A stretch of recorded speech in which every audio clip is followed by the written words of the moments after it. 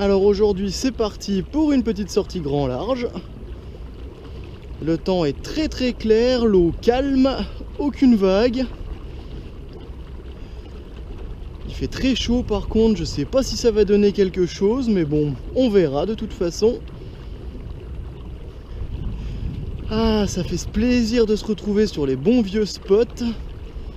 Après un long moment d'absence, on va partager ça avec vous aujourd'hui.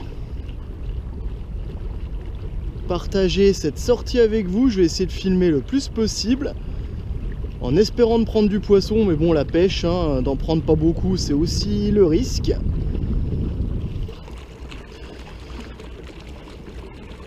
Voilà, vous voyez l'eau très claire. On va essayer de trouver des spots où l'eau est un petit peu plus foncée. Parce que là, c'est sûr, côté discrétion, en plus je suis habillé en rouge, je sais pas ce qu'il y a de mieux. On va essayer de pêcher, de lancer assez loin pour justement gagner un peu en discrétion, passer sur des bas de ligne de 1 mètre en fluorocarbone pour justement éviter que le poisson ne voie la tresse, des petites agrafes pareil quasiment invisibles pour vraiment bien gagner en discrétion. Là, vous voyez un petit brochet là dans la trouée, je sais pas si on le verra bien la caméra, vous voyez que des herbiers au fond. Ça c'est typique du grand large, vous voyez l'étang nursery où il y a pas mal de postes de reproduction, comme ici vous voyez les herbes notamment. Là c'est vraiment le hotspot à brocher par excellence, je sais pas si on peut voir mais c'est un tapis végétal absolument partout quoi. C'est hallucinant quoi. C'est ça, c'est le hotspot à brocher par excellence parce qu'il y a vraiment beaucoup de caches. Comme là vous avez les élodées en pagaille, c'est pour ça si vous laissez couler un petit peu trop, vous avez 50 cm d'épaisseur d'herbe sur le fond, vous accrochez systématiquement. C'est pour ça que je vais pêcher entre deux eaux juste au-dessus des herbes pour tenter de déclencher des attaques, car le poisson il se cache là-dedans, pour lui c'est une forêt, il peut chasser à l'affût, c'est un rêve. Alors là le brochet c'est tout ce qu'il adore lui. Bon ben on va se reprendre quand j'aurai monté la canne et accroché le premier leurre. Là une jolie perche qui vient de partir. On va croiser les doigts et on va voir ce que ça va donner aujourd'hui. Là ici on commence à arriver dans une zone où l'eau, vous voyez, est quand même un peu plus trouble. Là ça sera vraiment pas mal parce qu'à mon avis le poisson il va pas nous voir arriver. Pour ça, essayer d'être le plus discret possible, je vais tenter de pas mettre une ancre, juste comme il n'y a pas beaucoup de vent aujourd'hui, de se laisser dériver naturellement.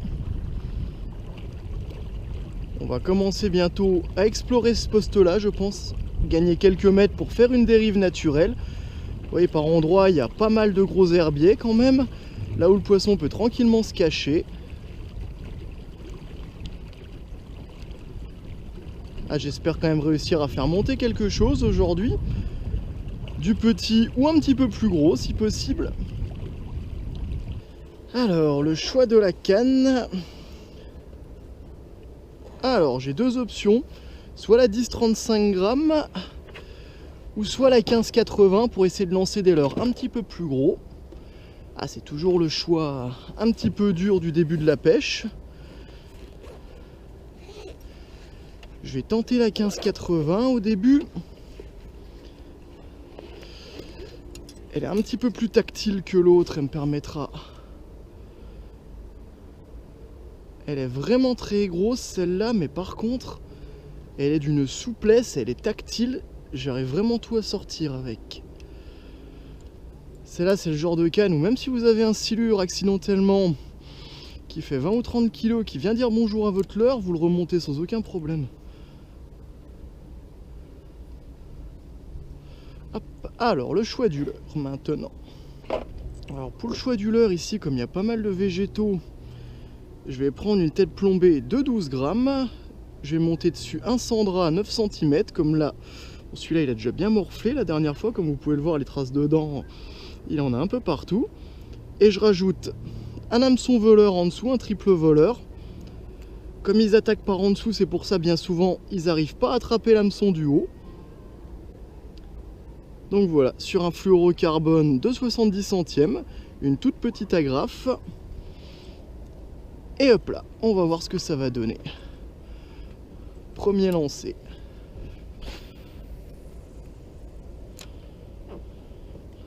Là j'anime vraiment tout doucement pour rester juste au-dessus des herbiers. La canne est assez tactile pour me permettre justement de sentir quand l'heure touche légèrement les herbes. Là au-dessus de la végétation il y a à peu près 2,20 m, 2,30 m d'eau. Donc rester juste au-dessus avec des petites saccades comme ça pour donner l'impression que le leurre est un poisson blessé qui serait une proie facile à attraper pour un brochet en chasse. Cette canne est super car elle permet de faire des lancers, même avec des leurres petits, vous voyez on a un ensemble qui doit faire 17-18 grammes et on peut déjà le lancer à quasiment 40 mètres. Vous voyez, on est dans les herbes très vite quand même. Là j'accroche les herbes, à mon avis je vais en avoir après l'hameçon. Si vraiment j'en accroche beaucoup, j'enlèverai le triple voleur. Souvent lui qui accroche le plus.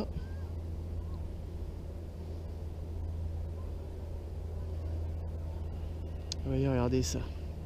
Des algues filamenteuses.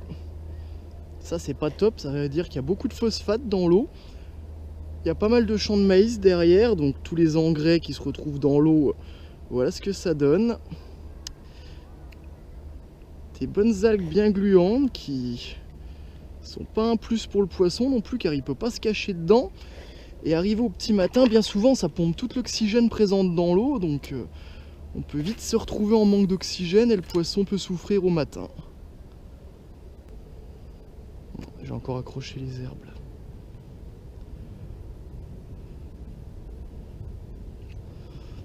Ah, elles sont vraiment très présentes à mon avis. J'ai plutôt opté pour une tête plombée de 10 grammes, le cas échéant. Si je m'accroche trop, au moins la tête plombée, elle permettra au leurre d'être plus planant. Là, vous voyez, en fouettant un petit peu plus fort, vous arrivez à des distances de plus de 40 mètres de lancer. Pour une canne aussi grosse sur un leurre aussi petit, c'est vrai que c'est impressionnant. Là, je suis équipé sur une tresse. Bon, là, c'est une Power Pro de 14 centièmes, donc ça va. Ça permet d'avoir pas mal de réserve de puissance quand même. J'arrête pas d'accrocher. Je pense que je vais passer sur une tête plombée un petit peu plus petite.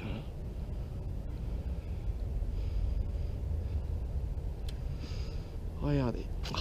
C'est pas vrai.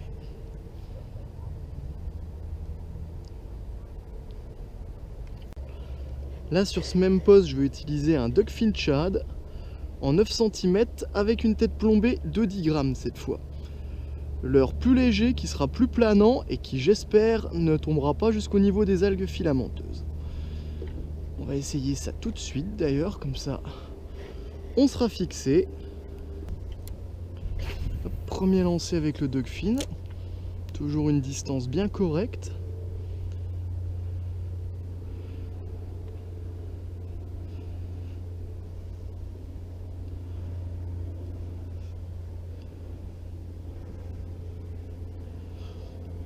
Là j'ai non plus pas mis le triple voleur en dessous exprès, parce que bien souvent c'est lui qui accroche les algues. Il n'y a vraiment aucune vague aujourd'hui, c'est vrai que c'est agréable à pêcher, mais bien souvent ça annonce la couleur, comme quoi ça sera plus compliqué. Vous voyez, pas d'algues sur ce premier lancer, on va essayer de ramener un petit peu plus doucement, pour le faire descendre légèrement sur le fond. Rester juste au-dessus des algues, toujours l'animation saccadée qui donne l'impression d'un poisson en difficulté. Allez, je fais quelquefois des petites pauses comme ça qui durent un peu moins d'une seconde. Ça permet au brochet, s'il n'est pas trop actif, de le prendre en chasse plus facilement. Encore des algues.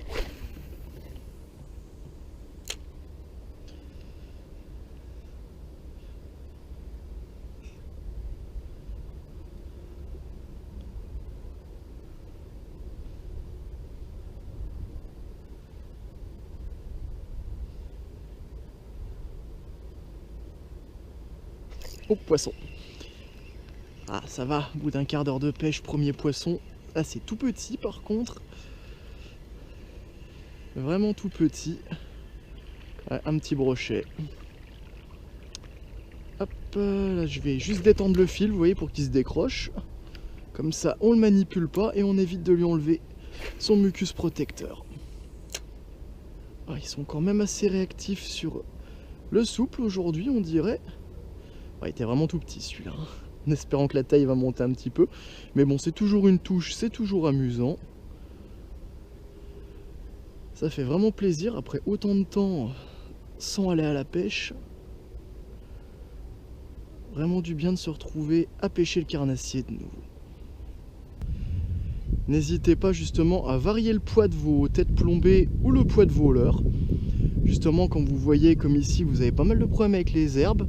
Bien souvent, de réduire la tête plombée de quelques grammes sur les leurres souples, ça aide vraiment beaucoup pour juste trouver la bonne hauteur de pêche et pouvoir ainsi déclencher les attaques plus facilement.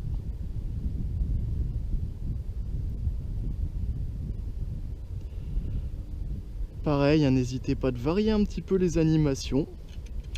Bien souvent, c'est au moment de changer l'animation que le poisson va se décider. Ici, c'est un spot très pêché. Là, on a 2 bateaux droit devant, un juste derrière, quelques flottes de tubes là-bas le long de la forêt. On est quand même 6 ou 7 pêcheurs aujourd'hui. Il y a eu un concours flotte tube ce week-end, ils ont fait plus de 300 poissons. Donc c'est pour ça ils ont été assez dérangés, donc il va vraiment falloir trouver des techniques qu'ils n'ont pas trop l'habitude de voir. Voire même utiliser des leurres qui sont assez oubliés, comme les bons vieux leurres souples ou alors même certaines cuillères. Beaucoup de pêcheurs les oublient car c'est plus trop à la mode. Mais bon, bien souvent les bonnes vieilles cuillères ou les bons vieux leurres souples comme les twisters, ça c'était toute ma jeunesse, ça, les leurres Mister Twister, le vieux twist blanc qui ressemblait à rien, mais bon, on avait un de ces paquets de touches à l'époque avec ça. Ah, je vous parle de ça il y a plus de 20 ans. Pour ceux qui ont connu, dédicace, hein, j'ai attrapé un paquet de perches avec ça et même des brochets. Plutôt jolis même certains. Mon premier record de brochet, 1m03. Je l'ai fait avec ça, un bon vieux twister blanc.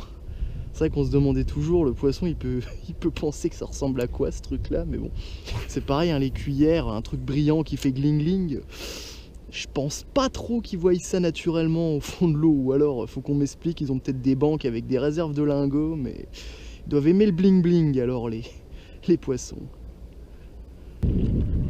Là, premier changement de poste, je vais me déplacer un petit peu pour me placer à une centaine de mètres de là où j'étais avant. L'eau a tendance à se troubler encore un petit peu plus, ici ça tombe bien. On va gagner en discrétion.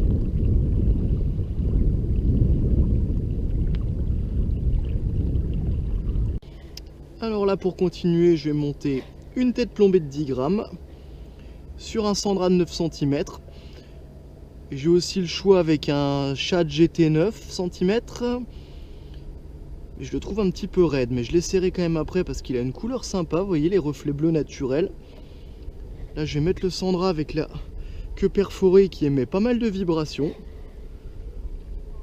C'est un ancien leurre qui marche toujours aussi bien. Ça, je l'ai remarqué dans beaucoup d'endroits qui sont beaucoup pêchés. Hop, on va l'essayer. Là, je mets toujours pas d'hameçon chance en dessous, le triple voleur, parce que il prend pas mal d'herbe. Hop là. Toujours dans le même secteur, je bougerai un peu après. Ça me permet de ramener un petit peu plus doucement pour l'approcher au maximum des herbes. Ça lui donne une animation assez planante. Et ça me permet de ramener plus doucement.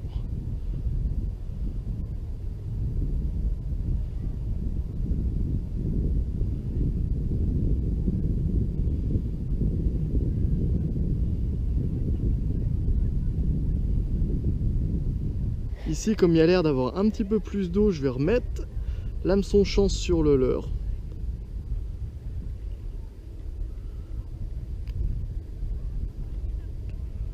Hop là. Pour optimiser un peu les touches. Tout à l'heure, j'ai raté 2 petites touches. Bien le centrer sur le leurre. Et voilà.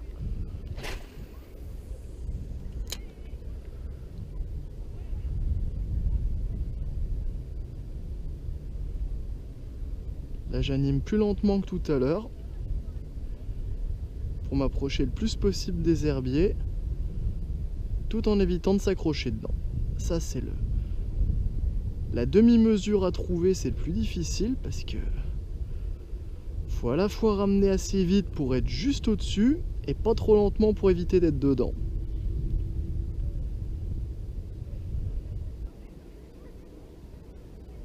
Poisson. C'est pas très gros encore, mais bon, encore une touche. Hop, je détends un petit peu le fil. Il est piqué sur l'hameçon simple, celui-là. Vous voyez, juste au bout du museau. Normalement, en détendant le fil, il devrait se décrocher. Mais là, c'est pareil, normalement. Hop, sans le prendre en main, en reculant un peu l'hameçon. Là, décidément, t'es un peu récalcitrant, mon bonhomme, toi. Hop, voilà. Vraiment tout petit. Allez, reviens dans 60 cm.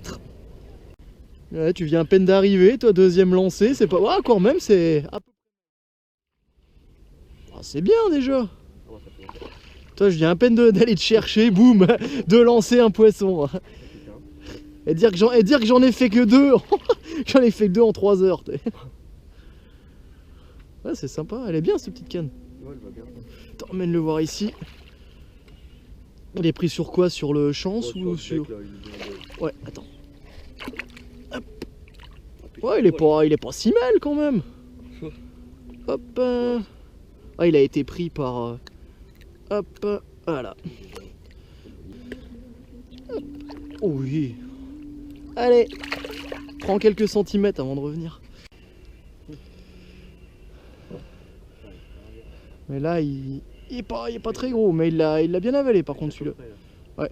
Là, hop, je détends le fil pour qu'il se décroche, mais là, à mon avis, il a pas envie.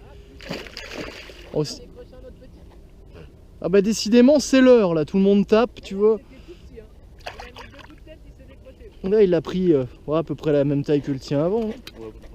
Allez, tranquille, pépère. Je te décroche vite fait, tire-tourne comme ça. Il a pris l'hameçon chance plus le simple, tu vois, mais bon, il est facile à décrocher, c'est génial. Ouais, ça fait un petit 50, je dirais, ouais. Ouais, c'est pas énorme, mais bon, c'est déjà ça. Allez, retourne-y, pépère. Waouh. T'as fusée, speed, tout ce que tu veux, lui, il carbure. Hein.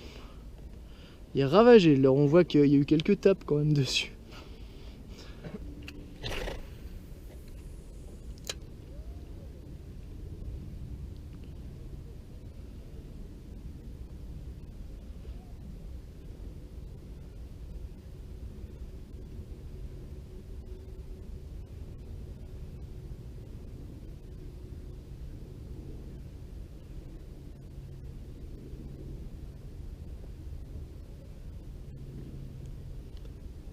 Poisson. Ah, c'est vraiment tout petit là. Regarde. Hop.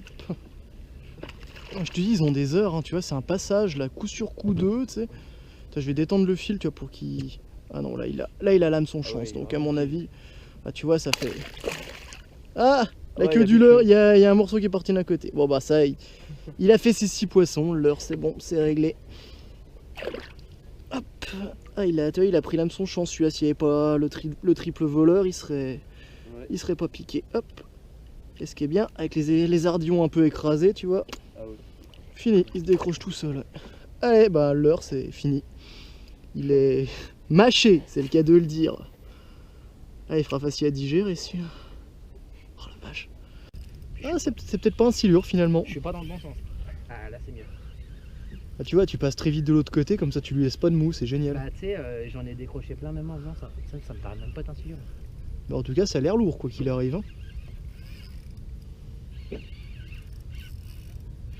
Fais chier, fais tourner le bateau le coup.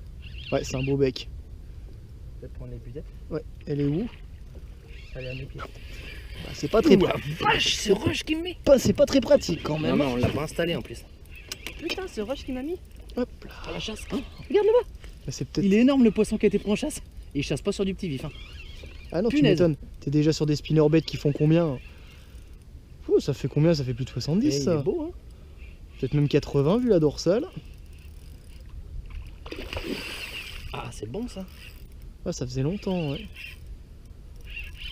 Allez, amène le petit. Ouh, Ouh, plus de 80, ouais. Vas-y, plonge là déjà, ça ne fasse pas partir quand ça arrive. Top. Attends, je mets la dragonne. Hop. Putain, mais il tire. Hein. Ouh la vache. Ah, c'est ça qui est bon. Oh, il est beau, et. Ah, il est beau, vas-y. Oh putain, puis allez.